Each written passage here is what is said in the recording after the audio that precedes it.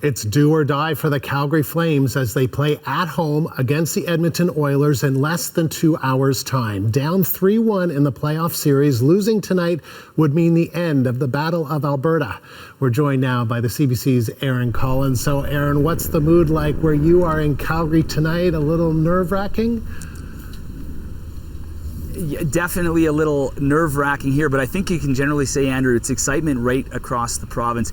This series has really captured the imagination of people from Pincher Creek way down south all the way up to Fort McMurray in the north. Everyone's, deciding which side of the battle lines of the Battle of Alberta they're going to be on.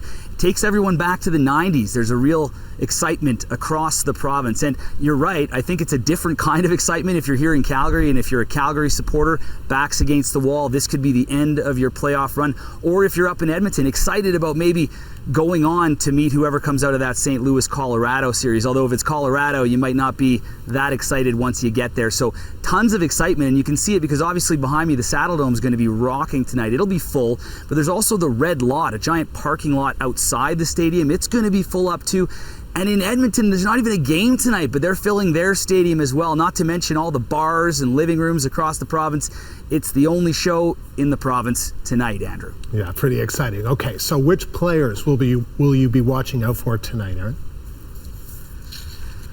Well, I think that, having watched this series and having been in the province since the late 80s, it's going to be goaltending, right? So coming into this series, Jacob Markstrom, the Calgary Flames goaltender, is a Vezina nominee, so one of the best goalies in the league. Mike Smith, a former Flame, we didn't want him anymore. We kicked him up the QE2 to Edmonton and said, you can have him. Well, he's out playing Markstrom, so you'll be watching the goalies to see which one of them has a game. Of course, the other person to watch is Connor McDavid, probably the greatest player on the planet and probably the greatest player since that other guy that wore 99 up in Edmonton a while ago.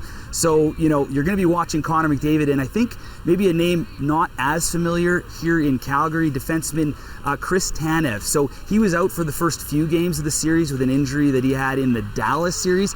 He was back last game. He's a defenseman, and he's often sort of tasked with shutting down the other team's best player. So I think if you're going to be watching those sort of in-ice battles, you're going to be watching the two goalies and Connor McDavid versus Chris Tanev. So that's who I'll be watching, and hopefully people here will be watching Chris Tanev outduel Connor McDavid. Different story if you're up in Edmonton, but I'm in Calgary right now, Andrew, so we'll go with that.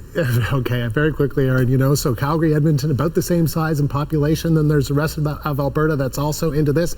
So is it pretty evenly divided, do you think, between Oilers fans and Flames fans in the province? It's funny, since this series sort of came to be, I've spoken to families that are divided down the middle. So it really depends. I think the only place where you're kind of allowed to choose which side you're on is Red Deer, right in the middle. Everyone else, it's north and south. All right, Aaron, thank you. The CBC's Aaron Collins in Calgary. We're going to speak to one of those families right now.